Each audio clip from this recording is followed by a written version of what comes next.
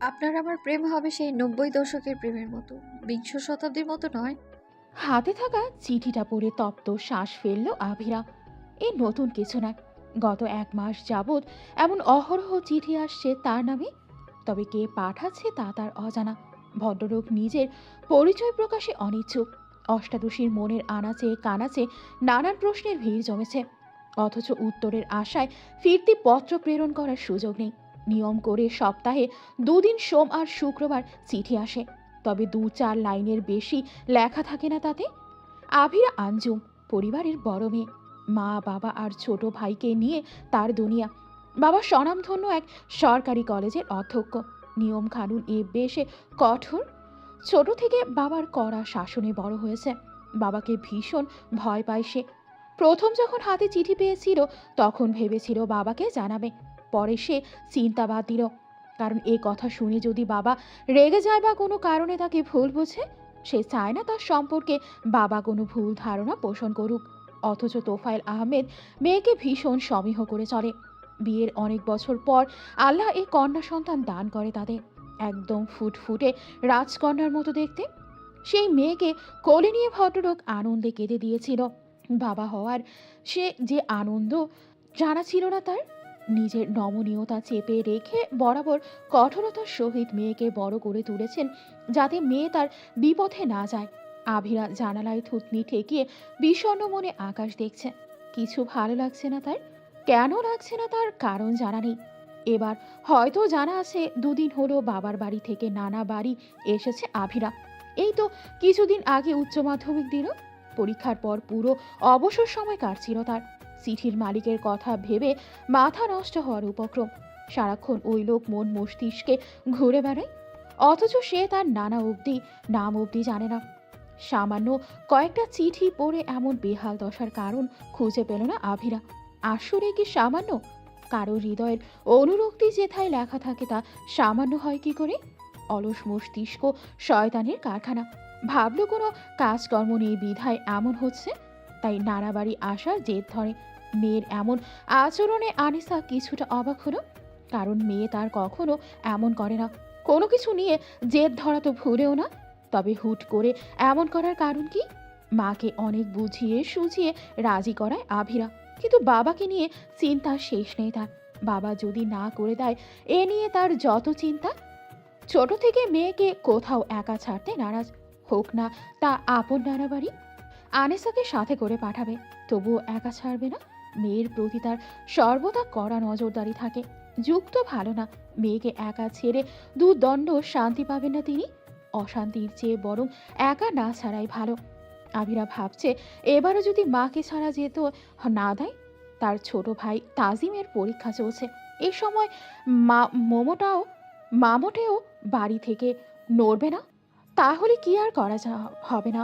তবে তাকে অবাক করে দিয়ে তোফায়েল আহমেদ রাজি হয়ে গেলেন। আবিরা তো পারে না খুশি হয়ে বাবার গাড়ি ২-৪টা চুমু খেতে। তবে তার খুশি খুব একটা টিকল না। এখানে আসার পর থেকে কেমন বিষণ্ণতা ঘিরে ধরেছে। প্রথমে ভেবেছিল হয়তো বাবা মাকে ছেড়ে এসেছে বিধায় এমন লাগছে, কিন্তু পরে আসল কারণটা বুঝতে পারল।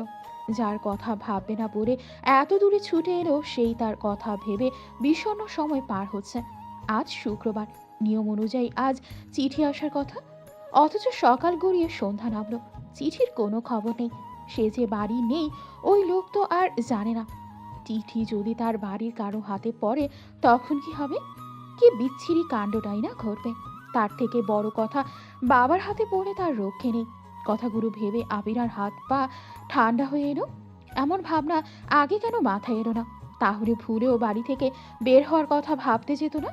এখন মনে হচ্ছে এখানে এসে সে মস্ত বড় ভুল করেছে।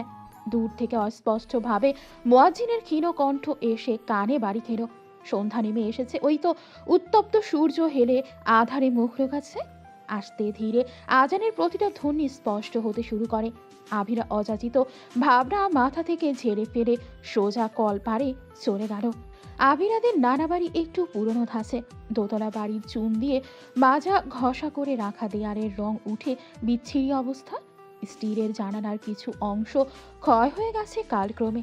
এমন অবস্থা হওয়ার কারণও আছে, আভিরার ৩ মামাই পরিবার সমেত শহরে থাকে। গ্রামের বাড়িতে তেমন একটা কেউ আসে না, দেখভাল করার মতো কেউ নেই। তাই বাড়ির এই অবস্থা। আভিরার নানি বৃদ্ধ মহিলা শহরের আবহাওয়ায় অতিষ্ঠ হয়ে মাস কয়েক হলো গ্রামে এসেছে। সারা জীবন গ্রামে থেকে শহরে ওনার হাঁসফাঁস অবস্থা। আর তাছাড়া কয়েক মাস বাদে বাদে তাকে এ ছেলের বাড়ি থেকে ও ছেলের বাড়িতে যেতে হয়। ছেলের বউগুলোও যে তাকে খুব একটা পছন্দ করে না তাও বুঝতে পারেন তিনি। তাই শেষ সময়টা স্বামীর ভিটায় কাটিয়ে দেওয়ার জন্য ছুটে এসেছেন। ছেলেদের বলে কয়েও খুব একটা সুবিধা করতে পারলেন না। তাদের কথা, শহরে যেহেতু তিনজনেরই নিজেদের বাড়ি আছে, তবে কেন শুধু শুধু মোটা টাকা খরচা করে আবার বাড়ির কাজে হাত দেবে? ওইখানে তো আর কারো যাওয়া হয় না। মায়ের বাড়াবাড়িতে তারা কিছুটা বিরক্ত। আভিরা মাথায় ওড়না দিয়ে দোতলা বেয়ে নেমে সোজা কলপাড়ে চলে গেল। কলপাড়ে মেঝে খুব পিচ্ছিল, কোনোভাবে পা ফসকে পড়ে কোমর ভাঙবে নিশ্চিত। আভিরা পায়ে স্যান্ডেল জোড়া খুঁড়ে পা টিপে টিপে কলপাড়ে গেল। কলের হাতল চেপে পানি বের করতে বেশ ব্যাক পোহাতে হলো তাকে। অনেক দিন ধরে ব্যবহার না হওয়ার ফলে বেশ চাপ প্রয়োগ করতে হচ্ছে। ফর্সা হাতের তালুতে ইতিমধ্যে লাল ছোপ ছোপ দাগ বসে গিয়েছে। নামাজ শেষে জায়নামাজ ভাঁজ করতে গিয়ে কিছু পড়ার শব্দে আভিরা ভ্রু কুঁচকে ফেলে। শব্দটা বারান্দা থেকে এসেছে। হাতের জায়নামাজ জায়গা মতো রেখে দ্রুত পা চালিয়ে বারান্দায় গেল। না, তেমন কিছুই তো চোখে পড়ছে না। তাহলে শব্দ হলো কেন? রুমে আসতে নিলে হঠাৎ কিছু একটা চোখে পড়ার আভিরার চলতে পা থেমে গেল। দুরু দুরু বুকে সফেদ রঙা খামে থাকা কাগজের ভাঁজ খুলে পড়তে শুরু করলো। সাদা কাগজে কালো কালি দিয়ে গোটা গোটা অক্ষরে কারো মনের অভিব্যক্তি লেখা। আজ যেন একটু বেশি লেখা তাতে। খুব ধৈর্য সহকারে লিখেছে বোধহয়। আপনি বড্ড একা আঞ্জুম। নিজের অনুভূতি থেকে কেন পালিয়ে বেড়াচ্ছেন? আপনাকে ক্ষণে ক্ষণে যা জ্বালাতন করছে তা মেনে কেন নিচ্ছেন না? আপনি যত আমার থেকে দূরে সরে যাওয়ার চিন্তা করবেন, নিজের অজান্তে তত বেশি কাছে আসবেন। আমি নিয়ে আসবো আপনাকে। আমার ভয়ে এই বাড়ি ও বাড়ি যাওয়া বন্ধ করুন, নয়তো আপনাকে চিরতরে আমার খাঁচায় বন্দি করার ব্যবস্থা করব। অদ্ভুত হলেও চিঠিতে কোনো প্রকার সম্বোধনবাচক শব্দ থাকে না। সম্বোধন ছাড়াই ব্যক্তিটা গোটা কয়েক লাইনের চিঠি লিখে পাঠিয়ে দেয়। আপা নিচে আহেন, নানি মা ডাকে আপনারে। তুই যা, আমি আসছি। আভিরা হাতে থাকা চিঠিটা বালিশের নিচে রেখে রুম থেকে বেরিয়ে গেল। নারীকে খাবারের টেবিলে বসে থাকতে দেখে তড়িঘড়ি করে এগিয়ে এসে বলল, তুমি এই শরীর নিয়ে নিচে আসতে গেলে কেন? জোনাকিকে বললেই তো তোমার রুমে খাবার নিয়ে যেত। ভদ্রমহিলা কিছুটা সুস্বাস্থ্যের অধিকারী। বয়সকালে এমন ভার শরীরের কারণে চলনে ফিরনে কিছুটা অসুবিধা হয়, সাথে কোমরে মারাত্মক ব্যথা। 6 মাস ধরে তো উপরে একা একা খাবার খাই। একা খেতে ভালো লাগে না, বুঝলি? তুই যে কয়দিন আসছিস সে কয়দিন তোর সাথেই খাবো। কথাটা বলে সামান্য হাসার চেষ্টা করলো আতিয়া খানম। প্রাণহীন নির্জীব হাসি। ভেতরে থাকা হাহাকার যেন বুক ছিঁড়ে বেরিয়ে আসতে চাচ্ছে। চোখ যেন সে হাহাকারের বাস্তব প্রতিচ্ছবি। আভিরা ভেবে পায় না তার মামারা বৃদ্ধ মায়ের দায়িত্ব 14 বছরের একটা মেয়ের কাছে ধরিয়ে এত নিশ্চিন্তে কি করে থাকতে পারে। মায়ের জন্য কি তাদের একটুও চিন্তা হয় না? একা একটা বাড়িতে কি করে থাকছে, কি খাচ্ছে, কি করছে সে খোঁজ নেওয়ার দরকার মনে করে না। মা কি তাদের বোঝা হয়ে গেল? যা ঝেড়ে ফেলে, নিজেরা শান্তিতে আছে। আনিসা কত করে বলল, মা, তোমার একা একা এই বাড়িতে থাকতে হবে না। তুমি পারবে না থাকতে, আমার বাড়ি এসো, আমার সাথে থাকবে। আতিয়া খানম তখন রয়ে শয়ে বলেছিল, 3 ছেলে থাকতে মেয়ের শ্বশুর বাড়ি গিয়ে থাকবো? লোকে কি বলবে বল?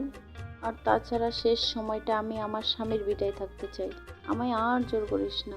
আনিসা হার মানে মায়ের কথায়। অবশ্য বিষয়টা দৃষ্টিকটু। আমাদের সমাজের মানুষ এসব বিষয় নিয়ে ভালোই মাথামাতি করতে জানে। এই নিয়ে ঠেস দিয়ে কথা বলতে ছাড়বে না। পান থেকে চুন খসলেই বলে উঠবে, এত ত্যাগ স্বীকার করে যে ছেলে মানুষ করে আতিয়া তা তারা কি করলো শুনি? মেয়ের খায়ে তোমার দায়িত্ব চাপিয়ে নিজেরা বউ বাচ্চা নিয়ে দিব্যি শহরে পড়ে আছে। তোমাকে রাখার দায় নেই কারো। এই দিন দেখার জন্য এত ত্যাগ স্বীকার করে এখন কি মেয়ের ঘাড়ে বসে খাবে? এসব কথা শোনার চেয়ে বরং থাক না মা এখানে। যেখানে যেভাবে থেকে শান্তি পায় সেখানে সেভাবে থাকতে দেওয়া উচিত। কিছু মাস যেতে মাকে নিজের কাছে নিয়ে রাখবে। তখন মায়ের কোনো কথা তিনি শুনবেন না। লোক সমাজের পরোয়া তিনি করেন না, কোনো কালেই করেনি। যেখানে মায়ের প্রসঙ্গ আসছে সেখানে তো আরও করবে না। মাকে নিজের কাছেই রাখবে। আভিরা দীর্ঘশ্বাস ফেলে। মামাদের ওপর রাগ হলো তার। মেয়েরা কেন বাবা মায়ের দায়িত্ব নিতে পারে না? এই যে ছেলেরা শেষ বয়সে এসে বাবা মাকে বোঝা মনে করে, সমাজ কেন তাদের কিছু বলতে চায় না? ঘুরে ফিরে কেন বাবা মায়ের শিক্ষায় আঙুল তোলা হয়? এটা কেন বলা হয় যে তারা সন্তান মানুষ করতে পারেনি, অথচ এই সন্তান মানুষ করতে গিয়ে তারা হাড় মাংস এক করে ফেলে? সে সন্তান যদি মানুষ না হয়, এতে বাবা মায়ের দোষটা কোথায়? আবিরা তো কোনো দোষ খুঁজে পায় না। আজ যদি তার মায়ের বিয়ে না হতো, তাহলে আতিয়া খানমকে একা থাকতে হতো না, মেয়ে থাকতো তার সাথে। সমাজের মানুষ এসে তখন তাকে বলবে না যে ছেলেরা থাকতে মেয়ের শ্বশুর বাড়িতে থাকো কেন? এই প্রশ্নের সম্মুখীন হতে হতো না তাকে। আবিরা নিজের বাবা মায়ের কথা ভাবছে। সে কখনো বাবা মাকে ফেলে কোথাও যাবে না। বিয়ে, মেয়ে, শ্বশুর বাড়ি, এর তকমা নিজের গায়ে লাগাবে না। দরকার হলে সে বিয়েই করবে না। আবিরার চোখে ঘুম নেই। 1 ঘন্টা হয়ে যাবে সে এভাবে বিছানায় গড়াগড়ি খাচ্ছে। কয়টা বাজে কে জানে, তবে খুব একটা রাত হয়নি। গ্রাম এলাকায় এশার আজান দিলে মানুষজন ঘুমে বিভোর হয়ে যায়। আবিরার একটাই সমস্যা, জায়গা নড়ে তার সহজে ঘুম আসে না। ঘুমের চোখ মুদে আসছে, তবুও ঘুমোতে পারছে না মেয়েটা। কয়েক রাত ধরে এমন হচ্ছে, সে ঠিক মতো ঘুমোতে পারছে না। কেন যে এখানে আসতে গেল? আশার জ্বালা হাড়ে হাড়ে টের পাচ্ছে। আবিরা সিদ্ধান্ত নিয়েছে সে আর কখনো বাড়ি ছেড়ে কোথাও যাবে না। বাড়ির মতো শান্তি কোথাও নেই। শান্তি মতো ঘুমানোর জন্য হলেও তাকে বাড়ি ছাড়া হওয়া চলবে না, নয়তো দেখা যাবে নিশাচরের ন্যায় জেগে থাকতে হচ্ছে। আবিরা গায়ে শাল পেঁচিয়ে উঠে দাঁড়ালো। বিছানায় পড়ে ছটফট করার চেয়ে একটু হাঁটাহাঁটি করা ভালো। ফ্লোরে পা রাখতে ঠান্ডায় পা জমে গেল। পুরো ফ্লোর বরফের ন্যায় ঠান্ডা হয়ে আছে। শীতের প্রকোপ বেড়েছে। গ্রাম এলাকায় শীতটা যেন বেশি টের পাওয়া যায়, অথচ শহরে অত বেশি শীতের প্রকোপ পড়ে না, পড়লেও খুব একটা বোঝা যায় না। আবিরা বারান্দায় গিয়ে দোলনায় পা গুটিয়ে শুয়ে আছে। তার দৃষ্টি কোথায় নিবদ্ধ বোঝা দেয়। ঠান্ডা লাগছে, এ চাদরে তার হবে না, ল্যাপের নিচে ঢুকতে হবে। তবে এখন উঠে বিছানায় যেতে ইচ্ছে করছে না। মেয়েটা আবার এসব কাজে বড্ড অলস, সারা শরীরে যেন আলসেমি জেগে ধরে। আবিরা রাস্তায় নজর দিল। বাড়ির বাইরে লাগোয়া বাল্বের আলোতে রাস্তার একাংশ দেখা যাচ্ছে। আবিরার নানা বাড়ি একদম কাঁচা রাস্তার পাশ ঘেঁষে। কাঁচা রাস্তা বলতে ইট সিমেন্টের প্রলেপ দেওয়া নেই, সোজা বাংলা ভাষায় মাটির রাস্তা। পথচারীদের চলাফেরার সুবিধার্থে একটা লো ভোল্টেজের বাল্ব লাগানো হয়েছে। সেই বাল্বের আলোতে একটা অস্পষ্ট অবয়ব পরিলক্ষিত হলো আবিরার চোখে। যদিও ঠিকভাবে দেখা যাচ্ছে না, তবে আবছা আলো এতটুকু ঠাহর করতে পারলো এটা কোনো পুরুষারী অবয়ব। এই রাতের আধারে কে দাঁড়িয়ে আছে? গাড়ির সাথে হেলান দিয়ে দাঁড়িয়ে আছে লোকটা। তবে নজর আবিরাতে। আবিরা ভয় পেল। এদিকটা তো কাঁচা রাস্তা, গায়ের লোকেরা সকলে সকালে টাটকা শাক সবজি বেচতে এ পথ দিয়ে হেঁটে যায়। এ রাস্তায় গাড়ি আসে না খুব একটা, আর রাতের বেলায় তো ভুলেও না। তাহলে এত রাতে কেউ গাড়ি চালিয়ে এখানে কেন এসেছে? আর এলেই বা দাঁড়িয়ে কেন আছে? আর তার বাড়ির সামনেই বা কেন? আর দৃষ্টিই বা কেন তাতে নিবদ্ধ? লোকটার উদ্দেশ্য কি? আবিরা ভয়ে ঘরে ছুট লাগায়। কলিজা কাঁপছে, হৃদস্পন্দন বেড়ে দ্বিগুণ। হাত পা অবশ হয়ে আসছে। লেপ দিয়ে পুরো পা থেকে মাথা অবধি ঢেকে নিলেও শরীরের কাঁপন কমা নয়। আবিরা ভেতরে যেতেই লোকটার মুখে মৃদু হাসি দেখা মেলে। নিকোষ কালো আধারে তা আবার মিলিয়েও যায়। গাড়ি ঘুরিয়ে নিজ গন্তব্যে ছুটে গেল। তুমি এসেছো? তোমায় কতবার বলেছি লাবণ্য, আমার রাস্তায় দেরি হলে রাত জেগে না থেকে ঘুমিয়ে যেতে, তবে এখনো জেগে আছো কেন? আমি ঘুমালে তোমার খাবার কে বেড়ে দেবে? তুমি তো নিজে নিয়ে কখনো খাও না, তাই খালা বললো তোমার জন্য অপেক্ষা করতে। মা বললে তোমার শুনতে হবে। এরপর থেকে আর রাত জাগতে হবে না, টেবিলে খাবার সাজিয়ে রেখে ঘুমিয়ে যাবে, ঠিক আছে? লাবণ্য উত্তর করল না। সামনে বসে থাকা মানুষটার কথা তার পছন্দ হয়নি। মানুষটা কেন বোঝে না তার জন্য রাত জেগে অপেক্ষা করতে তার ভালো লাগে। খালা তাকে জেগে থাকতে বললে ভুল হবে। সে ইচ্ছে করেই জেগে থাকে। সে তো এভাবে রাত জেগে ভবিষ্যতে তার জন্য অপেক্ষা করবে। এই যে এখন কড়া গলায় তাকে মানা করছে, তখন মানা করলে লাবণ্য মোটেও শুনবে না। হঠাৎ বাবার অসুস্থতার খবর পেয়ে ভয়ে গলা শুকিয়ে এলো আবিরার। বাবাকে তো সুস্থ সবল দেখে এসেছে, তবে হুট করে কি হলো? রাস্তা যেন আজ ফুরাচ্ছে না। 2 ঘন্টার রাস্তা যেতে বোধহয় 4 ঘন্টা লাগবে।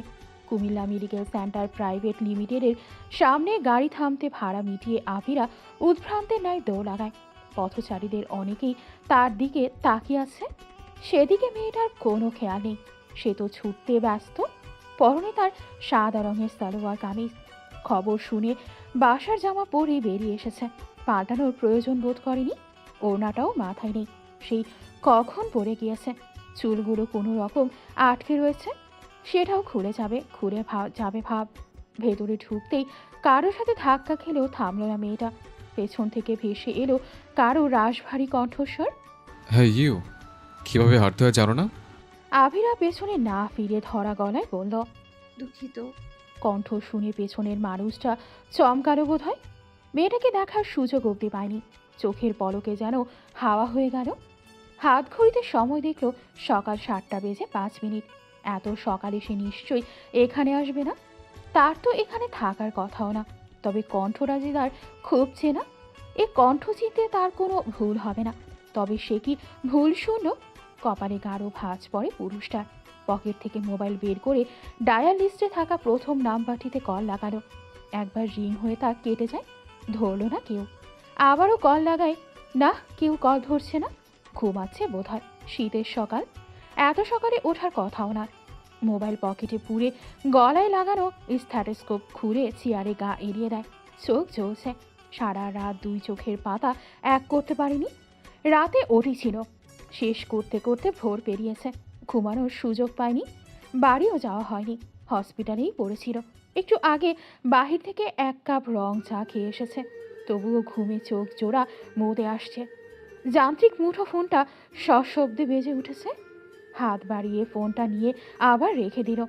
ভেবেছে যাকে একটু আগে কল দিয়েছিল সে হয়তো ফিরতি কল করেছে, কিন্তু না, কলদাতা সে নয়। কল এসেছে অন্য কারো নাম্বার থেকে। মা নিশ্চয়ই লাবণ্যকে দিয়ে কল করিয়েছে। মাকে নিয়ে আর পারা যাচ্ছে না। সকালে ঘুম থেকে উঠে ছেলের রুমে গিয়ে দেখেছে ছেলে আসেনি, তাই কল দিয়ে বসে আছে। এখন কল ধরলে লাবণ্য বলবে খালা চিন্তা করছিল, রাতে বাড়ি এলে না যে। সেও প্রত্যুত্তরে একটা কথাই বলবে, রাতে উঠেছিল, ব্যাস। আর কোনো কথা হবে না, সব তো জানা কথা। মা লাবণ্য সকলে জানে রাতে বাড়ি না ফেরার কারণ।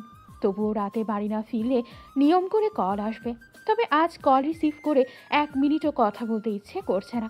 0.5 ঘন্টার মতো সময় আছে হাতে, ঘুমানোর জন্য এই 0.5 ঘন্টাই যথেষ্ট।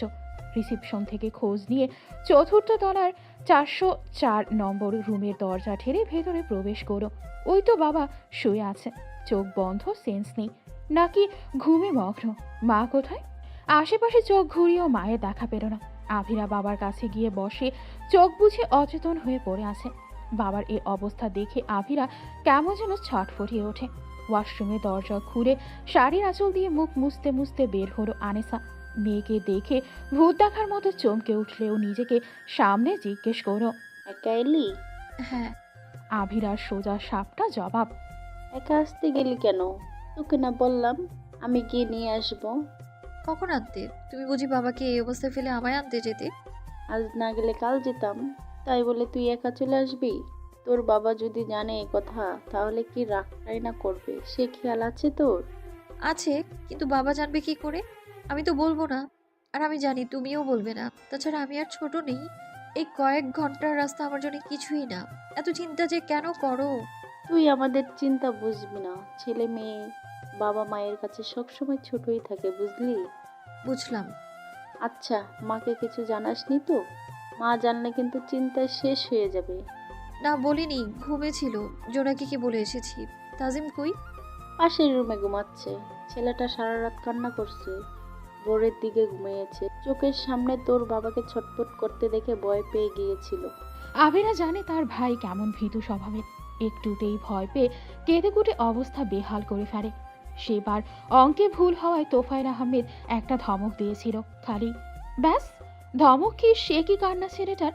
ছুটে ঘর থেকে বেরিয়ে মাকে জড়িয়ে ধরে কান্না করেছে। আভিরা ওর কান্না দেখে হতভম্ব হয়ে গিয়েছিল।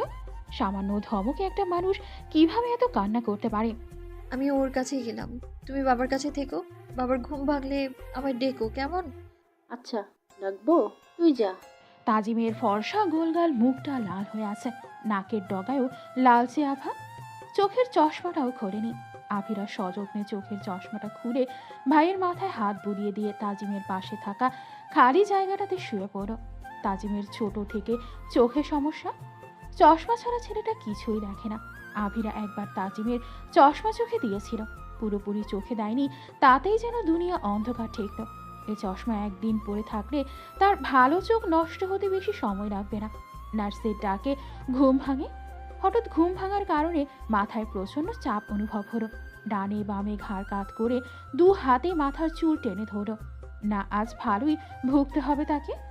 মাথা যন্ত্রণায় টেকা যাচ্ছে না। না ঘুমালেই বোধ হয় ভালো হতো। আধ ঘন্টা ঘুমিয়ে ব্যথা কমার বদলে আরও বেড়েছে জানো। স্যার, নার্স আবারও ডাকতে উঠে দাঁড়ায়। 7:30টার ওপরে বাজে। 10 মিনিট দেরি করে ফেললেও রাউন্ডে যেতে হবে, কিন্তু ব্যথায় মাথার রগ ছিঁড়ে যাওয়ার উপক্রম। এক হাতে কপাল ঘষে সোজা বাইরে পা বাড়ায়। সিঁড়ি বেয়ে দোতলা 3 তলার সবগুলো রুম চেক করে 4র্থ তলায় উঠে গেল। ওর সাথে দুজন নার্সও আছে। 404 নম্বর রুমে পরিচিত মুখ দেখে অনেকটা অবাক হলো। খানিকটা উদ্বিগ্ন হয়ে জিজ্ঞেস করলো, আন্টি আপনি? স্যারের কি হয়েছে? উনি এখানে মানে কখন কি হলো? কাল রাতে উনি ঠিক ছিল? আরে নওয়াজ যে, কি অবস্থা বাবা? কত বছর পর দেখলাম তোমায়। জি, আল্লাহর রহমতে ভালো আছে। তবে এখানে এভাবে দেখা হবে ভাবতে পারেনি। কি করে হলো এসব? আমাকে একবার জানাতে পারতেন। তোমার কথা একবারে মাথা থেকে বেরিয়ে গিয়েছিল বুঝলে। বাড়ি ফেরার পর থেকে লোকটাকে কেমন চিন্তিত দেখাচ্ছিল। বুঝেছিলাম হয়তো কিছু হয়েছে। কয়েকবার জিজ্ঞাসা করলাম কি হয়েছে, আমাকে বলো না। তিনি বললেন না। মাঝরাতে ছটপটানি শব্দে ঘুম ভেঙে গেল। পাশ ফিরে দেখলাম মানুষটা বুকে হাত দিয়ে হাঁসফাঁস করছে। দেখে বোঝা যাচ্ছে বুকের ব্যথাটা বোধহয় বেড়েছে। ভয় পেয়ে গিয়েছিলাম। ভয়ে কি করব না করব ভেবে পাচ্ছিলাম না। মাথা কাজ করা বন্ধ হয়ে গিয়েছিল। তাজিমের রুমে গিয়ে ওকে ডেকে তুললাম। ছেলেটা আমার ঘুম থেকে উঠে হঠাৎ এমন দৃশ্য দেখে ভয় পেয়ে গেল। মা ছেলে মিলে বুড়োটাকে কোনোরকম হাসপাতাল অবধি টেনে নিয়ে গেলাম। এক মুহূর্তের জন্য মনে হয়েছিল বুড়োটাকে হাসপাতালে না এনে বিছানায় পড়ে কাতরাতে দেই, যাতে পরের বার থেকে ছোট বড় সব সমস্যার কথা আমায় বলে। বলেই ভদ্রমহিলা হেসে উঠলেন। নাওয়াজও হাসল।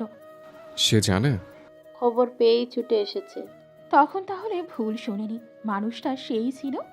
কোথায় সে? নাওয়াজ ক্ষীণ স্বরে জানতে চাইল। তাজিমের সাথে পাশের রুমে। আমি এখন আসি তাহলে। বাকি রুমগুলোতে যাওয়া দরকার। আচ্ছা যাও। কোনো সমস্যা হলে আমার জানাতে ভুলবেন না। সময় করে আমি স্যারকে এসে দেখে যাব। নাওয়াজ বেরিয়ে নার্সদের উদ্দেশ্যে বলল, রুম নাম্বার 406 যান, আমি আসছি। কিন্তু স্যার আপনি? আপনারা যান, আমি আসছি। আচ্ছা। বলেই নার্স দুটো চলে যেতেই নাওয়াজ 405 নম্বর রুমে গিয়ে ভেতর থেকে দরজা আটকে দেয়। আভিরা তাজিমের উপর এক হাত তুলে ঘুমে বিভোর। গায়ের ওপর জড়িয়ে রাখা ওড়নাটা ফ্লোর ছুঁয়ে নাওয়াজ ওড়নাটা তুলে ভালো করে জড়িয়ে দিল ঘুমন্ত রমণীর গায়ে। মুখের উপর পড়ে থাকা এলোমেলো চুলগুলো আলতো হাতে সরিয়ে দিল। খুব সাবধানে সরায় যাতে তার হাতের স্পর্শ না লাগে। সূর্যের হালকা আলো চোখে পড়তেই আভিরা চোখ মুখ সামান্য কুঁচকে নেয়। আভিরার কুচকানো মুখ দেখে নাওয়াজ মৃদু হাসল। দুপা এগিয়ে জানালার পর্দা টেনে হালকা আলোয় মুদে থাকা রুমটাকে আধারে নিমজ্জিত করে দেয়। আরেক পলক আভিরাকে দেখে দরজা খুলে বেরিয়ে গেল। পুরো 1 ঘন্টা রাউন্ড দিয়ে কেবিনে এসে বসে। এখন তার অবসর সময়। রাতে উঠে থাকলেও সকালে খুব একটা চাপ থাকে না। মাথা ব্যথাটা বেড়ে চলেছে। পকেট হাতড়ে মোবাইল বের করে একটা নাম্বারে মেসেজ করে মোবাইল পকেটে পুরে কোনো দিকে না তাকিয়ে বের হয়ে গেল। সকাল বিধায় পুরো রাস্তা ফাঁকাই বলা চলে। শুধু মিনিট 5 পর সাই সাই করে 2-1টা গাড়ি চোখের পলকে দৃষ্টিসীমার বাইরে চলে যাচ্ছে। নাওয়াজ এবার হাত ঘড়িতে নজর বুলিয়ে নিল। ইতিমধ্যে ঘড়ির কাঁটা 9টা পেরিয়েছে। ওর রাগ এবার আকাশ ছুঁড়ো। কপালে ঘামের উপনীত হলো। সাদা শার্ট গায়ের সাথে আঁটোসাঁটো হয়ে লেগে আছে। গৌর আননে কেমন লালচে বর্ণ স্বর্ণাভ। শীতের দিনেও ঘামছে। মাথা ব্যথা করলে তার অসহ্য লাগে। যন্ত্রণায় টেকা দেয়। নাওয়াজের যেন ধৈর্যের বাঁধ ভেঙে গেল এবার। মিনিট 20 হলো হসপিটাল থেকে রাস্তায় এসে দাঁড়িয়েছে। এভাবে কতক্ষণ দাঁড়িয়ে থাকা যায়? বিরক্তিতে নাওয়াজের মস্তিষ্ক থেতিয়ে ওঠে। পুরো 10 মিনিট বাদে হন্তদন্ত হয়ে একটা ছেলে নাওয়াজের সামনে এসে দাঁড়ায়। মুখে মেকি হাসি ঝুলিয়ে বলল, সরি রে, দেরি হয়ে গেল। আর বলিস না, রাস্তায় যে জ্যাম, কি বলবো তোকে। মাহাতকে দেখে নওয়াজের রাগ কেমন যেন মিলিয়ে গেল। নওয়াজ জানে মাহাত মিথ্যা বলছে, ওসব জ্যাম ট্যাম কিছু ছিল না। জেনেও সে যেন রাগ দেখাতে পারল না। মাহাদের পেটে পাঁচ মেরে বলল, আর কতক্ষণ আমায় দাঁড় করে রাখলে তোর খবর খারাপ করতাম। খবরদার শালা বলবি না, আমি তোকে আমার বোন দেব না। নওয়াজের মুখে তেরসা হাসি দেখা মেলে, ঠোঁট বেঁকিয়ে হাসতো, ঠোঁট দুটো প্রসারিত করে বলল, তোর বোন নেওয়ার জন্য বুঝি মরে যাচ্ছে? তা যাচ্ছিস না, কে বলতে পারে, এমনও তো হতে পারে আমার বোনের জন্য তোকে আমার পিছনে ঘুরঘুর করতে হবে। বলছিস? হুম। কিন্তু আমার যে বউ আছে তা বোধহয় তুই ভুলে গেছিস। বরং আমার বোনের জন্য তুই আমার পেছনে পেছনে ঘুরবি। তোর সাহায্য ছাড়াই তোর বোনকে আমি আমার করে নিব। আর আমার সাহায্যের প্রয়োজন হলে? প্রয়োজন হলে কি সাহায্য না করে থাকবি? একটু আগে তোর বলে এই কথার জন্য আমি তোকে সাহায্য করব, তা ভুলে যা। মাহাত মুখে ইনোসেন্ট ভাব এনে বলল, তুই আমার সাথে এমনটা করতে পারবি ভাই? আলবাত পারবো। গাড়ির দুদিকে দরজা খুলে নেমে এলো দুজন সুদর্শন পুরুষ। দুজনের গায়ের সাদা অ্যাপ্রনটা হাতের কবজিতে রাখা। বিপরীত পাশে অবস্থানরত দুটো বাড়ির গেট খুলে ভেতরে প্রবেশ করো যুবক দুজন। নওয়াজ আর মাহাদের বন্ধুত্ব সেই কলেজ জীবন থেকে। নওয়াজ মূলত গম্ভীর ধাঁচের মানুষ হওয়ায় ওর সাথে তেমন কোনো মানুষের বন্ধুত্ব হয়ে ওঠেনি। বন্ধুত্ব হয়ে ওঠেনি বললে ভুল হবে, অনেকেই তার সাথে বন্ধুত্ব করার চেষ্টা করেছে, তবে নওয়াজ সকলকে এড়িয়ে চলত। তার এড়িয়ে চলার কারণও ছিল, ওদের সাথে ওর চিন্তা ভাবনা স্বভাব কিছুই যেত না। কিন্তু মাহাত যেন নাছোড়বান্দা, নওয়াজের পেছনে লাগতে শুরু করে, এটা ওটা সাহারা করে কথা বলার চেষ্টা করত। মাহাত মানুষের সাথে ভাব জমাতে পটু, ক্লাসে মোটামুটি বেশ জনপ্রিয়তা আছে তার, তবুও যেন একটা মানুষের কাছে তার পাত্তা নেই। নওয়াজের সবাইকে এড়িয়ে চলা গম্ভীর স্বভাব মূলত মাহাতকে ভাবিয়ে তোলে। একটা ছেলে কিভাবে এত গম্ভীর ধাঁচের হতে পারে? কিছুটা আগ্রহ নিয়েই মাহাত নওয়াজকে সঙ্গ দেওয়া শুরু করে। নওয়াজ বেশি দিন মাহাতকে এড়িয়ে চলতে পারল না। ধীরে ধীরে তাদের বন্ধুত্ব হয়ে ওঠে, যা আজ অবধি অনর। নওয়াজ কলিং বেল বাজাতেই লাবণ্য দরজা খুলে দেয়। ভেতরে পা দিতে না দিতেই প্রশ্নের টুপে পড়তে হলো তাকে। রাতে আসেনি যে? ওটা ছিল। হ্যাঁ, কল দিয়েছিলাম। ব্যস্ত ছিলাম লাবণ্য, তাই ধরতে পারিনি। কি এমন ব্যস্ত ছিল যে তার কল ধরার সময়টুকু পেল না? সে তো আর অযথা কল দেয়নি। রাতে বাড়ি না ফিরলে তার চিন্তা হয় লোকটা তা বুঝলে তো, এ লোক যেন তাকে সারা দুনিয়ার সব বোঝে। লাবণ্য মুখ ভার করে বলল। ও। নওয়াজ সেদিকে নজর না দিয়ে বলল, মা কোথায়? ইয়াজমিন হাসি মুখে ছেলের দিকে এগিয়ে আসে। ছোঁয়ার জন্য হাত বাড়ালেই নওয়াজ বাধা দিয়ে নিজের গাম্ভীর্যতা বজায় রেখে বলল, কাছে এসো না মা। আর কত বললে তুমি বুঝবে বলো তো? আমি বাইরে থেকে এলে ফ্রেশ না হওয়া অবধি আমার কাছে আসবে না। সারাক্ষণ হসপিটালে থাকি, কত জীবনে গায়ে লাগে তা জানা আছে তোমার। ফ্রেশ হয়ে আসি আগে। আচ্ছা যা। হাস্য উজ্জ্বল চেহারায় বলল ইয়াজমিন। মায়ের এমন হাস্য উজ্জ্বল মুখের আদল খুব সূক্ষ্ম চোখে দেখে যায় নওয়াজ। কিছুক্ষণ দাঁড়িয়ে দ্রুত ফ্রেশ হতে গেল। সে জানে তার অপেক্ষায় মা না খেয়ে বসে আছে। নওয়াজদের বাড়ি খুব একটা বড় না, আবার ছোটও বলা চলে না, মাঝারি সাইজের দোতলা একটা বাড়ি। এই বাড়ি যেন তাদের একমাত্র সম্বল। স্বামী হারিয়ে ইয়াজমিন যেন নিজেকে ভুলতে বসেছিল। তার যে ছোট একটা ছেলে আছে তাও বোধহয় মনে ছিল না। ছোট নওয়াজ তখন হঠাৎ করে বুঝদার হয়ে ওঠে। একটু একটু করে সব সামনে আজ এত দূর। বাবার মৃত্যুই নওয়াজকে কেমন বলতে দেয়। এত বছরও স্বামীর জন্য মন কেমন করে, চোখে অশ্রু আসে। ছেলের সামনে হাসি খুশি থাকলেও আড়ালে কান্নায় ভেঙে পড়ে ইয়াজমিন। 3 সদস্যের সুখী পরিবার ছিল তাদের, সব মিলিয়ে ভালোই চলছিল। নওয়াজ তখন মাধ্যমিক শেষ করেছিল। পরীক্ষা শেষে তখন তার হাতে অফুরন্ত সময়। কোথায় ঘুরবে না ঘুরবে সে চিন্তায় ছিল ছেলেটা। বন্ধুদের সাথে সিলেট যাওয়ার পরিকল্পনাও সেরে নিয়েছিল। পরে তা বাদ দিয়ে বাবা মায়ের সাথে ঘুরতে যাওয়ার কথা ভাবে। মাকে জানাতে সেও সায় দেয়। পুরো পরিবার মিলে কয়েকদিনের জন্য না হয় সিলেট যে ঘুরে আসবে। এর মাঝেই খবর এলো ইয়াজমিনের মায়ের শরীর খুব একটা ভালো না, তাকে দেখতে চাইছে। ছেলেকে রেখে স্বামীকে নিয়ে মাকে দেখার উদ্দেশ্যে রওনা দেয়, কিন্তু পথিমধ্যে অমানবিক এক সড়ক দুর্ঘটনার কবলে পড়তে হয়। মাকে আর দেখতে যাওয়া হলো না। এই দুর্ঘটনায় চিরতরে হারাতে হয় নিয়াজ সাহেবকে। বাবাকে হারিয়ে নওয়াজ নির্বাক চিত্তে বাবার লাশের দিকে অনিমেষ চেয়েছিল। না, একবারের জন্য মায়ের কাছে যায় আর না বাবার লাশ আঁকড়ে অশ্রুপাত করে। কবর দেওয়ার পর শুধু কবরের মাটি আলতো ছুঁয়ে দিয়ে ফিস ফিস করে বলেছিল, তুমি আমাদেরকে একটু ভালোবাসো না বাবা, নয়তো আমাদের একা করে এইভাবে ফাঁকি দিয়ে উপরে চলে যেতে আমার ছেলের যাওয়া হলো না বাবা। তুমি কিন্তু আমায় কথা দিয়েছিলে, তুমি কেন তোমার কথা রাখলে না? জানো, সবাই কান্না করেছে, শুধু আমি বাদে। যারা কথা দিয়ে কথা রাখতে জানে না, আমি কেন তাদের জন্য চোখের পানি ফেলতে যাব?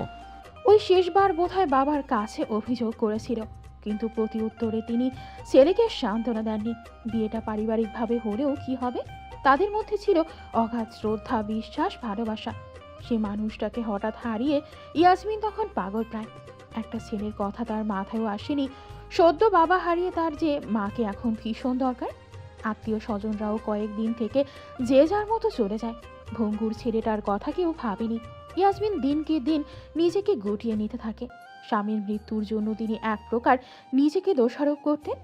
মায়ের এমন দশা থেকে নওয়াজ একা হাতে সবটা সামনে চলতো। একা একা সব কিছু করতে গিয়ে হিমশিম খেতে হতো তাকে। মাঝে মাঝে রাগে দুঃখে কান্না করে দিত। বাবার উপর অভিমান হতো ভীষণ। কেন একা ফেলে চলে গেল? একটা সময় বাদে ইয়াসমিন অনেকটা স্বাভাবিক হয়ে ওঠে, কিন্তু ছেলে তার সময়ের ব্যবধানে অনেক পাল্টেছে, হয়ে উঠেছে কঠোর চিত্তের অধিকারী, মাত্রাতিরিক্ত রাগী, গম্ভীর, বদমেজাজি যাকে বলে। তবে মায়ের সামনে এখন এমন খোলসে থাকে না, একদম অনাবৃত থাকে, যাতে কোনো বাধা ছাড়াই তার ভিতর বাহির সবটা তার মা পড়তে পারে। নওয়াজ একদম গোসল সেরে টেবিলে বসলো, পরনে তার ট্রাউজার, টি শার্ট। হসপিটাল থেকে বাড়ি ফিরে সর্বপ্রথম গোসল সেরে নেবে। ছেলেটার রাত বিরাতে গোসল করার অভ্যাস। ভোর সকাল হোক বা রাত 12টা, একটা গোসল তাকে করতে হবে। হাত মুখ ধোয়াতে তার হয় না, কেমন যেন মনে হয় কোথাও ধুলোবালি বা ময়লা লেগে আছে। হসপিটালে থাকে সারাদিন, শরীরে কত রকমের জীবাণু লাগে তার ঠিক নেই। গোসল না করলে হবে, তাছাড়া শরীরটাও যেন কেমন ম্যাচ ম্যাচ করে। মনে হয় গোসল না করা অবধি শান্তি মিলবে না। লাবণ্য খেতে খেতে নওয়াজকে পরিলক্ষিত করলো বার কয়েক। এই যে চোখ মুখ কুচকে নিচ্ছে, ঠিক মতো খাচ্ছে না, কি কারণে? খাবার ভালো হয়নি নাকি? কই না তো, সে তো খাচ্ছে, ভালোই হয়েছে। আর আজ তো নওয়াজের পছন্দের সবজি খিচুড়ি করা হয়েছে। তবে এমন করার কারণ কি? লাবণ্য ব্যাপারটা বুঝতে খুব বেশি সময় লাগলো না। খেতে বসে এমন করাতে লাবণ্য ভেবেছিল হয়তো রান্না খারাপ হয়েছে, কিন্তু ওর আগে বোঝা উচিত ছিল রান্না খারাপ হলেও এমন করার মানুষ নওয়াজ না। মাঝে মধ্যে রান্নায় লবণের পরিমাণ বেশি হয়, আবার কখনো বা দেখা যায় পর্যাপ্ত পরিমাণে লবণ হয়নি, কিন্তু মাত্রাতিরিক্ত ঝাল হয়েছে। কখনো আবার খাবার মুখে দেওয়ার মতো হয় না। শত চেষ্টা করেও রান্নায় দোষ ত্রুটি থেকে যাওয়া স্বাভাবিক, তবে তা নিয়ে পরিবারের সদস্যদের কটাক্ষ করে কথা বলা কিংবা দোষারোপ স্বরূপ আজে বাজে কটূক্তি করা বেমানান। খাবার খারাপ হলেও তা কখনো বলতে নেই। অনেক পুরুষ গলাবাজি করে খাবার খেতে খারাপ হলে তেজ দেখিয়ে উঠে যায় কিংবা তা ছিটকে ফেলে দেয়। এসব নিতান্তই তার নির্বোধতার পরিচয়। একজন সুস্থ মস্তিষ্কের পুরুষ কখনোই এমন বিকৃত আচরণ করতে পারে না। আমাদের প্রিয় নবী করিম সাল্লাল্লাহু আলাইহি ওয়াসাল্লাম কখনো খাবারের দোষ ধরতেন না। আবু হুরায়রা রাদিয়াল্লাহু তাআলা আনহু বলেন, রাসূল সাল্লাল্লাহু আলাইহি ওয়াসাল্লাম কখনো খাবারের দোষ ত্রুটি ধরতেন না। তার পছন্দ হলে খেতেন আর অপছন্দ হলে খেতেন না। বুখারী হাদিস নং 5198, ইবনে মাজা হাদিস নং 3382। নিজের পছন্দের রান্না হওয়া সত্ত্বেও আজ বেশি খেতে পারল না। অল্প সময়ে খাওয়া শেষ করে উঠে দাঁড়ায়। মায়ের আঁচলে মুখ মুছে বলল, মা, আমি ঘুমাবো, দুপুরে ডেকে দিও। ইয়াসমিন ছেলের দিকে তাকিয়ে বলল, তোর তো আজ সন্ধ্যার আগে কাজ নেই তাহলে? কাজ আছে, তাছাড়া তোফাল স্যার অসুস্থ, আমার হসপিটালে ভর্তি, ওনাকে দেখতে যেতে হবে। সে কি রে, কবে হলো এসব? আমায় আগে বলিসনি কেন? আমি নিজেই তো জানতাম না, সকালে রাউন্ডে বের না হলে মনে হয় জানা হতো না। নওয়াজের কণ্ঠে আক্ষেপ। আসলেই কি রাউন্ডে বের না হলে জানতে পারতো না? জানতো না কেন? হয়তো জানতো, তোফায়েল আহমেদ বাড়ি ফেরার পর, হয়তো সুস্থ হওয়ার পর তার কানে খবর যেত, তবে একেবারে অজানা থাকতো না। ভাইজানকে দেখি না কত বছর হলো, হাসপাতালে যেহেতু আছে একবার দেখতে যাওয়া উচিত। যাবে? অসুস্থ মানুষ, তাও তোর হাসপাতালে ভর্তি হয়েছে, না গেলে হয়? তাছাড়া এ ওসিলায় মানুষগুলোকে চোখের দেখাও হয়ে যাবে। অনেক বছর তো হলো দেখা হয় না। আচ্ছা, আমি যাওয়ার সময় নিয়ে যাব। তৈরি হয়ে থেকো। আসবো? এসো। তোমার কফি। কফি কেন? অবাক হয়ে জিজ্ঞেস করো নওয়াজ। তোমার বোধ হয় মাথা ব্যথা করছে। বুঝে গেলে? লাবণ্য হাসল।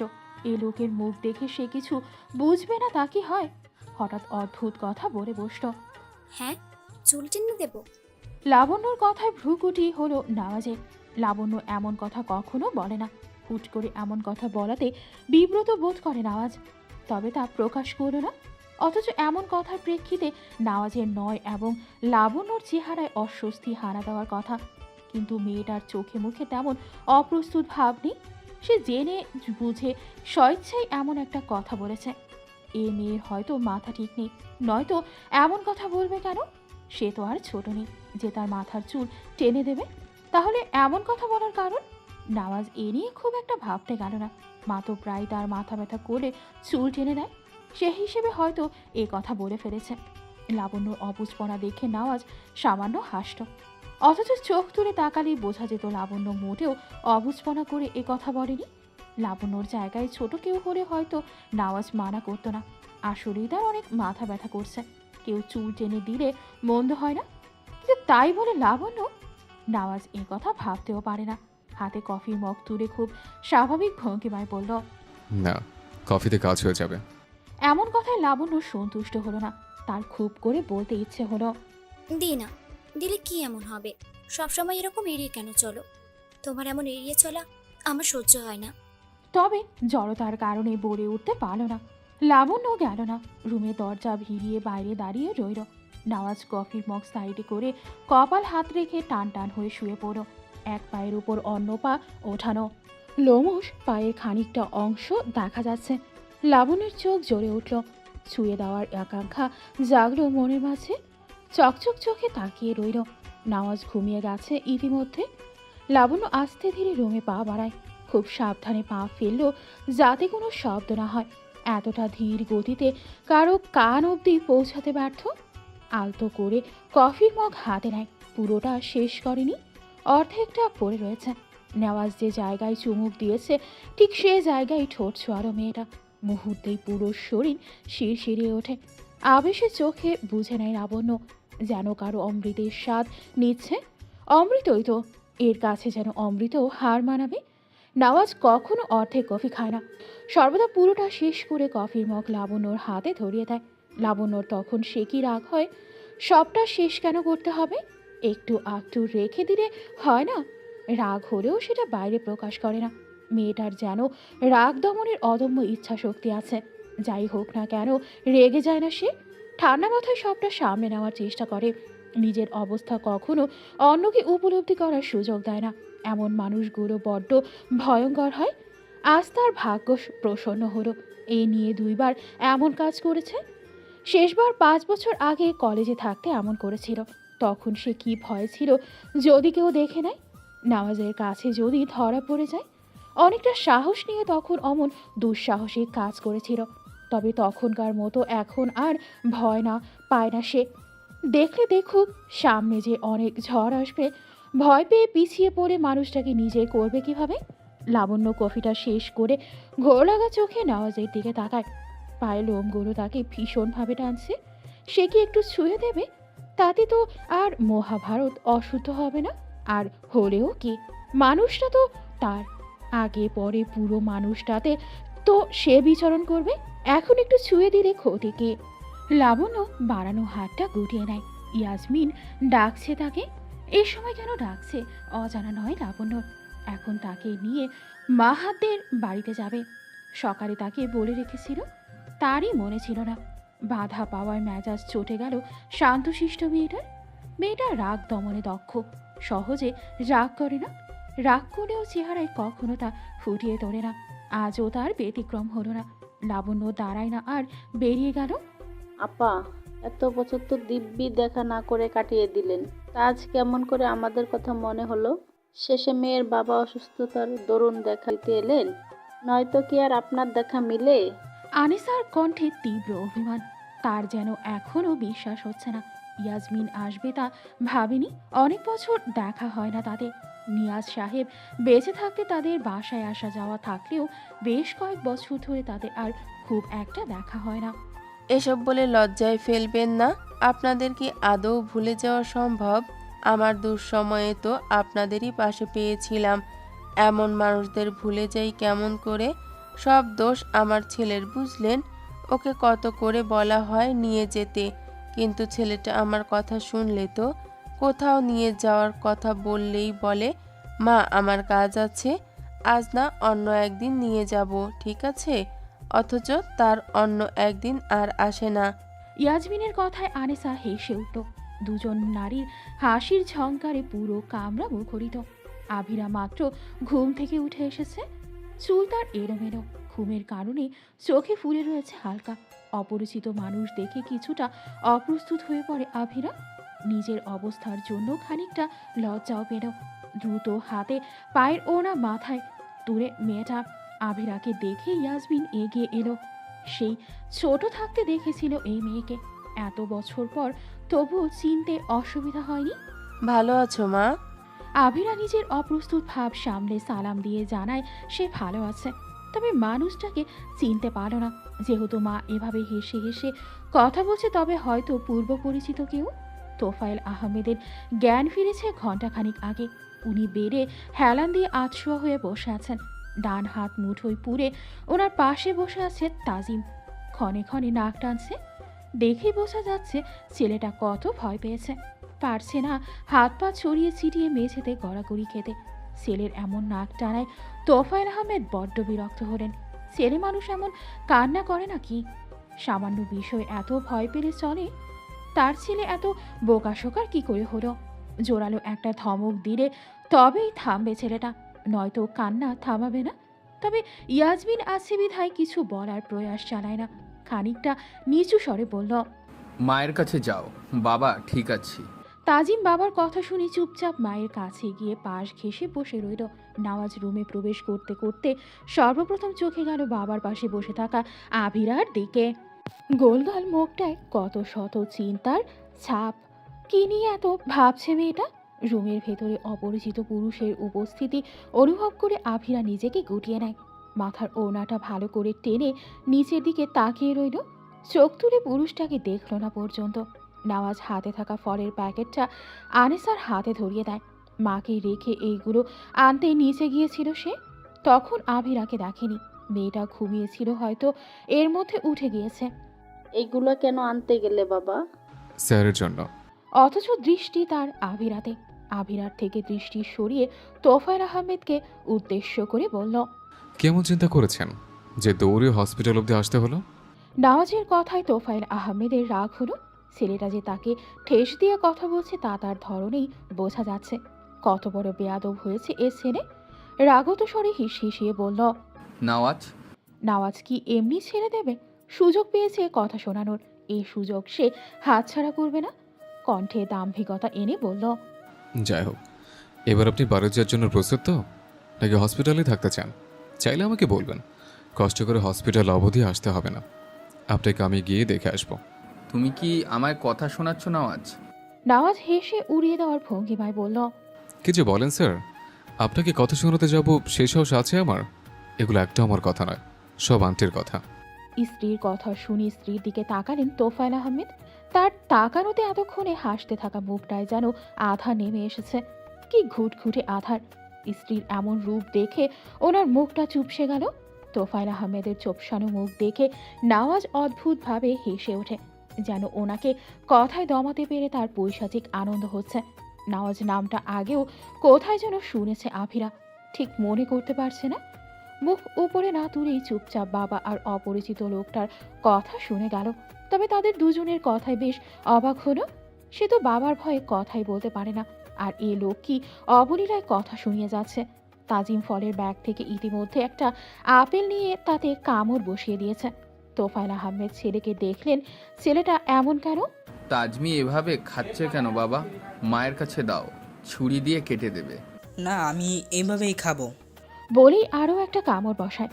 এতক্ষণ নিজের রাগ সংবরণ করে রাখতে পারলেও এবার আর রাগ ধরে রাখতে পারলেন না তোফায়েল আহমেদ। জোরালো কণ্ঠে ধমকে উঠলেন, তোমাকে বললাম না মায়ের কাছে দাও। এভাবে কেউ খায়? কথা বললে শোনো না কেন? বাবার ধমকে তাজিম কেঁপে উঠল। হাত ফসকে আধ খাওয়া আপেলটা গড়িয়ে পড়ল ঝা চকচক করতে থাকা টাইলস দিয়ে বাধাই করা মেঝেতে। এতগুলো মানুষের সামনে বাবা ধমক দিল। তাজিম তসমার ফাঁক দিয়ে সবার দিকে গোল গোল চোখে তাকিয়ে ঠোঁট ফুলিয়ে কেটে দেয়। ছেলের কান্না দিকে আনিসা কটমট চোখে তাকায় স্বামীর দিকে। তোফায়েল আহমেদ হতাশার শ্বাস ফেলে। এ ছেলেকে নিয়ে তিনি যাবেন কোথায়? সামান্য একটা ধমকে মনে হচ্ছে কেঁদে বন্যা বইয়ে ফেলবে। স্ত্রীর কটমট চাহনি দেখেও অদেখা করে রইলেন। নয়তো জনসম্মুখে তাকে ধুইয়ে দিতে বাদ দেবে না এ মহিলা। নওয়াজ তাজিমকে কোলে তুলে নেয়। এলোমেলো চুলে হাত বুলিয়ে বলল, কাঁদে না, চলো আমরা বাইরে যাই। তাজিম দু হাতে গলা আঁকড়ে নওয়াজের কাঁধে মাথা রাখে। আপু এসেছে, সে খবর আমায় দাওনি কেন? তাজিম ঠোঁট ফুলিয়ে বলল, আমি তো ঘুমিয়েছিলাম, উঠে দেখি আপু আমার পাশে ঘুমিয়ে আছে। তাই? হুম। চকলেট খাবে? না, আপু জানলে মারবে। সেদিন আমার ব্যাগ থেকে সবগুলো চকলেট বের করে ময়লা ঝুড়িতে ফেলে দিয়েছে। কেন ফেলে দিয়েছে? হসপিটালের প্রতিটা ওয়ার্ড বয়, নার্স, এমনকি ডাক্তাররাও অবাক চোখে নওয়াজের দিকে তাকিয়ে আছে। নওয়াজ এই হসপিটালে আছে বছরখানেক হবে, দায়িত্বশীল একজন ব্যক্তি। তবে তাকে কেউ খুব একটা হাসতে দেখে না। সবসময় নিজের গাম্ভীর্যতা বজায় রেখে চলা ছেলেটা কিনা হাসছে, তাও একটা বাচ্চা ছেলের সাথে, ভাবা যায়? বাচ্চাটা কে মিস্টার নওয়াজ? আমার হবু শালা। নওয়াজের মুখে এমন কথা শুনে শেরিনের মুখাবয়ব কেমন ফ্যাকাশে হয়ে এলো। দ্বিধা নিয়ে চাইল নওয়াজের দিকে। নওয়াজের নজর তার দিকে নেই। সে তাজিমের সাথে কথায় মগ্ন। নওয়াজকে এভাবে একটা বাচ্চার সাথে হাসতে দেখে নিজের আগ্রহ দমাতে পারেনি শেরিন। তাই ছেলেটাকে তা জানার জন্য জিজ্ঞেস করো, কিন্তু এমন জবাব আশা করেনি সে। নওয়াজের বিয়ে ঠিক হলে তো সে খবর তার কানে যেত। তবে নওয়াজের মুখে দেখে মনে হচ্ছে না যে মিথ্যে বলছে।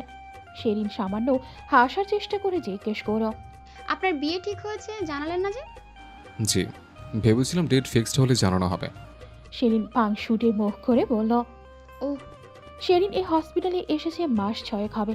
কাজের বাইরে নওয়াজ কথা বলে না বললেই চলে। সে অন্তত কথা বলতে দেখেনি। ও আগ বাড়িয়ে কথা বলতে গেলে নওয়াজ দু একটা প্রত্যুত্তর করতো, এই যা। মুখে তো হাসি দেখাই যেত না। কেউ দেখলে বলবে এ লোক বোধহয় হাসতে জানে না। আজ এই প্রথম হাসতে দেখে শেরিন কিছুটা ঘুরে চলে গিয়েছিল। তবে বিয়ের কথা শুনে শেরিনের গা জ্বলে উঠল। ঘায়েল করা হাসিটাও যেন তার কাছে বিষের মতো লাগছে। পছন্দের মানুষের হাসির কারণ যদি অন্য নারী হয়, তবে সে হাসি যে কারো কাছে অসহ্য ঠেকবে। শেরিন নিজের মুখে মেকি হাসি ঝুলিয়ে যত দ্রুত সম্ভব স্থান ত্যাগ করে। নওয়াজকে কেন জানি তার সহ্য হচ্ছে না। আনিসা আর ইয়াসমিন গল্পে মশগুল। অনেক বছর পর একে অপরের দেখা পেয়েছে কিনা, কত কথা জমে আছে। আজ সব কথা উগড়ে দেওয়ার দিন। আভিরা চুপচাপ তার সামনে বসা দুই নারীর হাসি দেখে যাচ্ছে। নওয়াজ এলো আধ ঘন্টা পর। চোখ মুখ ফুলিয়ে থাকা তাজিম খুশিতে আটখানা। কে বলবে কিছুক্ষণ আগে এই ছেলেটাকে কেঁদে কুটে ভাসিয়েছে। কি সুন্দর দাঁত কপাটি বের করে হেসে চলেছে। দেখে মনে হচ্ছে সে নওয়াজকে কতকাল ধরে চেনে, অথচ আজ তাদের প্রথম দেখা।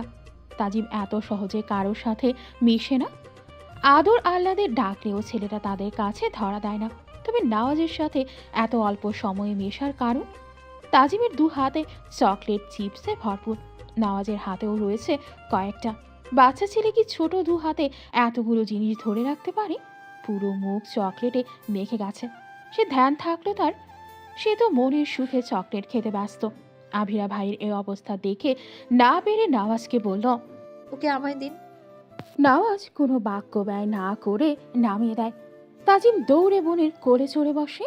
আভিরা ওনার কোনা মুঠো করে তাজিমের মুখে লেগে থাকা চকলেট মুছে দিল। খুব সাবধানে আলতো করে মুছতে লাগলো যেন তাজিমের না লাগে। আভিরার ওড়নাটা খসখসে জর্জের কাপড়ে, তাতে আবার সিকোয়েন্সের কাজ করা, তাই এত সাবধানতা। অসাবধানতা বশত একটু জোরে লাগলে গালে আঁচড় কাটতে পারে। নওয়াজ মুগ্ধ নয়নে দুজনকে দেখে চলেছে। ভাই বোনের সম্পর্ক বুঝি এত সুন্দর হয়? দুপুরের খাবার সময় হয়ে এসেছে। নওয়াজ সকলকে বলল, এবার খেয়ে নিলে ভালো হবে, সকাল থেকে বোধহয় কারো খাওয়া হয়নি।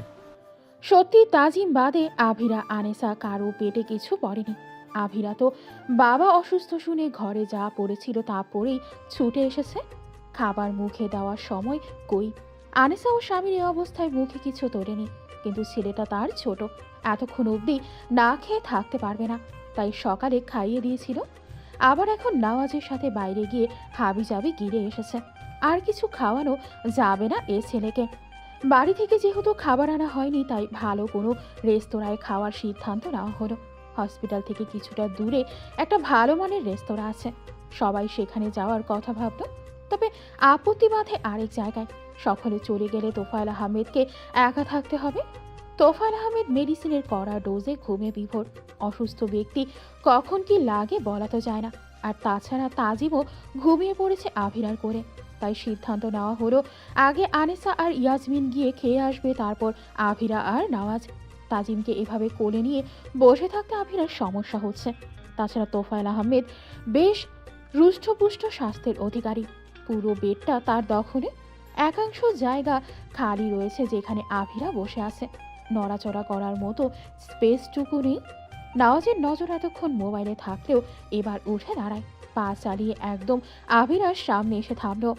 ওকে আমার কোলে দিন আঞ্জুম। আঞ্জুম? আভিরা হকচকালো, ভরকালো, থমকালো, বিমূঢ় নয়নে চাইল নওয়াজের দিকে। নওয়াজ আভিরার চাহনিতে বুঝলো সে ঠিক কোন ভুলটা করে বসেছে। তবুও খুব একটা বিচলিত হতে দেখা গেল না তাকে। অত্যন্ত শান্ত শীতল কণ্ঠে বলল, আমার জানা মতে আপনার নাম আঞ্জুম, ঠিক বলেছি তো? আভিরা সম্মোহিত হয়ে মাথা ঝাঁকায়, পর মুহূর্তেই ধীর স্বরে বলল, তবে সকলে আভিরা বলে ডাকে। আমি আঞ্জুম বলে রাখবো, আশা করি আপনার কোনো আপত্তি নেই এতে। আভিরা ইচ্ছে করলো চিল্লিয়ে বলতে, আপত্তি আছে, এই নামে আপনি আমায় ডাকবেন না। আপনি কেন? অন্য কেউ আমাকে এই নামে ডাকতে পারবে না, শুধু একজন ছাড়া। তুমি মুখ ফুটে কিছু বলতে পারলো না। নীরবতা সম্মতি লক্ষণ। নওয়াজ আভিরার নীরবতাকে তার সম্মতি হিসেবে ধরে নেয়। আনিসা ইয়াসমিন আসতেই আভিরা আর নওয়াজ বেরিয়ে গেল। নওয়াজ আগে হাঁটছে, তার পেছনে আভিরা। অনেকের নজর তাদের ওপর আটকে। নওয়াজ ঘাড় ঘুরিয়ে আভিরাকে উদ্দেশ্য করে বলল, পা চালিয়ে হাঁটুন আঞ্জুম, পিছনে পড়ে যাচ্ছেন, আমার পাশাপাশি এসে দাঁড়ান। আভিরা পা চালিয়ে পাশাপাশি হাঁটতে ব্যর্থ হলো। নওয়াজ তার থেকে অনেকটা এগিয়ে। সে এ পুরুষের নাগাল পাবে কি করে? লিফটে উঠতে আভিরা কুণ্ঠায় বোধ হয়ে রয়। নওয়াজ সবটা দেখেও অদেখা করে ঠায় দাঁড়িয়ে রইল। একটা ওয়ার্ড বয় আভিরার পাশ ঘেঁষে দাঁড়িয়ে আছে। ঠিক পাশ ঘেঁষে নয়, বলতে গেলে আভিরার শরীর ছুঁয়ে। অস্বস্তিতে শরীর ভেঙে আসছে আভিরার। ছলছল চোখে তাকালো পাশে দাঁড়ানো কাঠখোট্টা পুরুষটার পানে। তার দৃষ্টি আভিরাতে, চোখের চাহনি কঠোর। চাহনি দিয়ে আভিরার বুকে কাঁপন ধরিয়ে দেওয়ার জো। ছেলেটা হয়তো এখনো নওয়াজকে খেয়াল করেনি। খেয়াল করলে আভিরার দিকে চোখ তুলে চেয়ে দেখার মতো দুঃসাহসিকতা দেখাতে যেত না। ছোঁয়া তো দূরের কথা, আভিরাকে ছুতে আসতেই নওয়াজ একটানে সরিয়ে নেয় মেয়েটাকে। হঠাৎ টান পড়াতে আভিরা আছড়ে পড়ে নওয়াজের চওড়া বুকে। নওয়াজকে দেখে ছেলেটার কাঁপাকাঁপি শুরু হয়ে গেল। কোনো রকম তুতলিয়ে বলল, স্যার। কত নম্বর ফ্লোরে ডিউটি? নওয়াজের শান্ত স্বর, তাতেই যেন ছেলেটার আত্মা শুকিয়ে এলো। কোনো রকমে বলল, 3 তলায়। কাল থেকে যেন হসপিটাল আর না দেখি। ছেলেটা নওয়াজের পা আঁকড়ে ধরতে চাইলে নওয়াজ চেঁচিয়ে উঠল, দূরে সরো, যা বলেছি তার হেরফের হবে না, আর না আমার সিদ্ধান্ত বদলাবে। নওয়াজকে মানাতে ব্যর্থ হয়ে আভিরা পা আঁকড়ে ধরে। চোখের পানি ফেলে বলল, আমার মাফ করে দেন আপামনি, আমার ভুল হয়ে গেছে। বাড়িতে আমার অসুস্থ মা আছে, চাকরিটা গেলে সব শেষ হয়ে যাইব। মায়ের ওষুধ কেনার টাকা কই পামু? অসুস্থ মায়ের কথা শুনে আভিরার মায়া লাগলো। নরম মনের মেয়ে সে, মায়া লাগারই কথা। একটু আগের ঘটনা বেমালুম ভুলে নওয়াজের উদ্দেশ্যে বলল, মাফ করে দিন ওনাকে, ভুল হয়ে। এটাকে আপনার ভুল মনে হচ্ছে আঞ্জুম? অসভ্যটা ইচ্ছে করে করেছে এমন। এখন চাকরি বাঁচাতে এত আকুতি মিনতি করছে। চুপচাপ দাঁড়িয়ে থাকুন, এতক্ষণ যেমনটা ছিলেন। নিজেকে তো বাঁচাতে ব্যর্থ। এ যুগের মেয়ে হয়ে আপনি এত দুর্বল কি করে হতে পারেন? কই ওর কাজের জন্য জুতার বাড়ি দিবেন? তা না, আসছেন মানব দরদি শাস্তে। হবে না থাকলে কি হতে তার ধারণা আছে আপনার? নওয়াজের কণ্ঠে কি যেন ছিল, আভিরা কথা খুঁজে পেল না। মেয়েটা এখনো পুরুষটার বুকে লেপটে। শক্তপোক্ত বুকের ওই সেকেন্ডে সেকেন্ডে বিট করা শব্দ কানে বাড়ি খাচ্ছে। নাকে ঠেকছে তীব্র পুরুষালী ঘ্রাণ। কি মাতাল করা ঘ্রাণ! আভিরা সেই ঘ্রাণে খেই হারিয়ে খামছে ধরো বুকের একাংশ সার। নওয়াজ চাইলেও গাঢ় চোখে, আভিরাও চাইলেও চোখাচোখি হলো দুজনে। বাদামি চোখে মেয়েটা ডুবে গেল মুহূর্তে। কতক্ষণ পুরুষটার বুকে লেপটে ছিল জানা নেই। হুশ আসতেই ছিটকে সরে গেল। ছি, কি নির্লজ্জের মতো এতক্ষণ লেপ্টে ছিল। লজ্জায় অস্বস্তিতে আভিরা আর চোখ তুলে দেখল না পুরুষটার পানে। মনে হচ্ছে এখান থেকে সে এই মুহূর্তে পালাতে পারলেই বাঁচে, অথচ নাওয়াজ অত্যন্ত স্বাভাবিক, যেন কিছুই হয়নি। গ্রাউন্ড ফ্লোরে লিফট থামতেই নাওয়াজ হনহনিয়ে বেরিয়ে গেল। আভিরাও পিছু ছুটল। মেয়েটা পায়ে পা মিলিয়ে হাঁটতে হিমশিম খাচ্ছে। এমন বড় বড় কদম ফেলে হেঁটে চলা পুরুষের সাথে তাল মিলিয়ে চলা কোনো কালে সম্ভব নয়। রাস্তা পার হওয়ার সময় নাওয়াজ আভিরার ছোট হাতটা নিজের মুঠোয় পড়ে নেয়। আভিরাকে হতবাক হওয়ার সুযোগ দিল না, অপর প্রান্তে গিয়ে মুঠোয় থাকা হাতটা যেমন ধরেছিল তেমন ছেড়ে দেয়। আভিরা আটকে রাখা শ্বাস ফেলে। এতক্ষণ দম বন্ধ হয়েছিল যেন। সিটি পয়েন্ট রেস্টুরেন্ট কুমিল্লা শহরের নামকরা রেস্তোরাঁ। পরিবেশ থেকে শুরু করে খাবারের মান সব দিক থেকে ভালো। ভালো সার্ভিস দেওয়ার দরুন অল্প সময়ে বেশ নাম করেছে। অনেকে আছে বাসায় রান্নাবান্নার ঝুট ঝামেলা পোহাতে চায় না। রান্নাবান্না তাদের কাছে বেশ খেসারতের কাজ মনে হয়, তাই রান্নার ঝামেলা থেকে বাঁচতে রেস্তোরাঁয় ছুটে আসে। আবার অনেক কর্মজীবী আছেন যারা চেয়েও বাড়ি বসে রেঁধে খেতে পারে না। তাদের জন্য আনাচে কানাচে থাকা রেস্তোরাঁগুলোই যেন সম্বল। দুপুর সময় হওয়ায় লোকজনের সমাগম বেশি। কর্নারের একটা টেবিলে দুজন বসে পড়ল। সরি ম্যাম, এখন আইটেম হিসেবে সাদা ভাত আর পোলাও পাওয়া যাবে। আভিরার মন খারাপ হয়ে গেল। পরোটা খেতে ইচ্ছে করছে, দুপুর সময়ে পরোটা পাওয়া যাবে না এটাই স্বাভাবিক, সে তো জানে। তবুও মনটা খারাপ হয়ে গেল। খানিকটা মুখ ভার করে বলল, ও। নওয়াজ আভিরাকে জিজ্ঞেস করল, এই ভর দুপুর আপনি ভাত না খেয়ে পরোটা খেতে চাচ্ছেন? খেতে ইচ্ছে করছে। আভিরার সহজ স্বীকারোক্তি দেখে নওয়াজ অল্প হাসল। আচ্ছা, পরোটা খেতে পারবেন, তবে সাথে ভাতও খেতে হবে। রাজি থাকলে বলুন। পরোটার কথা শুনে খুশি হলেও ভাত খাওয়ার কথা শুনে তা মিলিয়ে গেল। আভিরার মোটেও ভাত খেতে ইচ্ছে করছে না, তবে পরোটা খাওয়ার লোভও ছাড়তে পারল না। অনিচ্ছা সত্ত্বেও পরোটা খাওয়ার লোভে জানান দিল সে রাজি। পরোটা করে এনে দিতে পারবেন? জি স্যার, তবে অপেক্ষা করতে হবে। আচ্ছা, আমরা অপেক্ষা করছি, আপনি নিয়ে আসুন। আধ ঘন্টা পর দুটো পরোটা, ডিম ভাজি, 2 প্লেট ভাত, পাতলা ডাল, ঝাল মাংস আর মাছ ভাজা দিয়ে টেবিলটা অল্প পরিসরে সাজিয়ে দেওয়া হলো। আভিরার দুটো পরোটাতেই পেট ভরে গেছে। তাকে খাবার মুখে না দিয়ে চুপচাপ বসে থাকতে দেখে নওয়াজ বলল, খাচ্ছেন না কেন আজম? খাবো না, মানে আমার পেটে আর জায়গা নেই। তা বলে তো হবে না, আপনাকে আগেই শর্ত দিয়েছিলাম। এখন কি কথার খেলাপ করবেন? এখানে কথার খেলাপ হলো কই? অবাক হয়ে জানতে চাইল আভিরা। হয়েছে, ভাত খেয়ে নিজের কথা রাখুন। আভিরা বহু কষ্টে প্লেটে থাকা ভাতটুকু গলাধকরণ করছে। গলা দিয়ে খাবার নামছে না, তার নামবে কি করে? পেটে যে চুল পরিমাণ জায়গা নেই, এইটুকুনি পেট তার, তাতে এত খাবার আটে? কেন যে নওয়াজের কথায় রাজি হতে গেল? ভালোই ফ্যাসাতে পড়েছে। তার লোভের কারণে এমন হলো। সে না হয় একটু পরোটা খেতে চেয়েছে, তাই বলে এমন করবে? আভিরা তো ভেবেছিল পরোটা খেয়ে আর কিছু না খেলেও লোকটা কিছু বলবে না, কিন্তু নওয়াজ তাকে খাওয়ার জন্য জোর করছে। অবশ্য এটাকে জোর বলে না, রীতিমতো অধিকার খাটানো। আভিরা জেদ করে সবটা গিলতে লাগলো। চোখের কোণে অশ্রু জমেছে। আভিরার অবস্থা দেখে নওয়াজ হতবাক। তার একটা কথায় যে মেয়েটা এমন করবে সে ভাবেনি। নওয়াজ ওর অবস্থা দেখে বলল, খেতে হবে না, রেখে দিন। তবে মেয়েটা শুনল না, জেদ করে সবটা খেলো। মেয়েটাকে এই বুঝি আপনার হবু বউ? হঠাৎ প্রশ্নে নওয়াজ থেমে গেল। সাথে আবিরাকেও থামতে হলো। সামনে শেরিন দাঁড়িয়ে। আবিরা দেখল তার সামনে দাঁড়িয়ে থাকা রমণীকে। সুন্দরী রমণী, উচ্চতায় নওয়াজের কাছাকাছি। আর সে এই লোকের বুক অবধিও না। নিজের ভাবনায় আবিরা নিজেই অবাক হলো। এসব কি ভাবছে? সে লোকটার বুক অবধি না মাথা অবধি তা ভাবার তো কোনো প্রয়োজন নেই। আবিরা নিজের ভাবনা বাদ দিয়ে সামনে থাকা মেয়েটির দিকে তাকালো আবার। গায়ে থাকা সাদা অ্যাপ্রন দেখেই বোঝা যাচ্ছে তা হবে হয়তো হসপিটালের কোনো ডক্টর। তবে কোন প্রসঙ্গে কথা বলছে আবিরা ঠিক বোধগম্য হলো না। অর্ধেক কথা শুনে কি পুরো কথা অনুধাবন করা যায়? নওয়াজ কেন পুরো কথা শেষ করতে দিল না তাও বুঝলো না আবিরা। হয়তো সে আছে বেধায়, তার সামনে হয়তো এ নিয়ে নওয়াজ কথা বলতে চাইছে না। আবিরা কি করবে? দাঁড়িয়ে থাকবে নাকি চলে যাবে? এখানে যেমন দাঁড়িয়ে থাকতে পারছে না, তেমনি চলেও যেতে পারছে না। লোকটার সাথে এসেছে, হুট করে এখান থেকে চলে যাওয়াটা কেমন দেখায়? এখন চলে যাওয়া মানে অভদ্রতার পরিচয় দেওয়া। নওয়াজের ভরার কণ্ঠ কানে এলো, শেরিন, আপনার সাথে পরে কথা হবে, আমার একটু তাড়া আছে, দুঃখিত। বেখিয়ালে আবিরার হাত ধরে হাঁটা ধরল। সেদিন এক দৃষ্টে নওয়াজের ধরে রাখা হাতটার দিকে তাকিয়ে আছে। তার প্রশ্ন যে নওয়াজ কৌশলে এড়িয়ে গেল তাতে কোনো সন্দেহ নেই। তবে এড়ানোর কারণটা বোধগম্য হলো না শেরিনের। মাঝে 2 দিন তোফায়েল আহমেদকে হসপিটালে থাকতে হলো। ওনার সাথে আনেসা থেকেছে, আবিরা থাকতে চাইলেও থাকতে দেওয়া হয়নি। তাজিমার তাকে পুনরায় নানা বাড়িতে পাঠানো হলো। ছেলে মেয়ে দুটোকে একা বাড়িতে কি করে থাকতে দেয়, তাই মায়ের কাছে পাঠিয়ে দিল। বাবা বাড়ি আসবে শুনে 2 ভাই বোন বাড়ি ফিরে আসে। আতিয়া খানম কত করে বলল,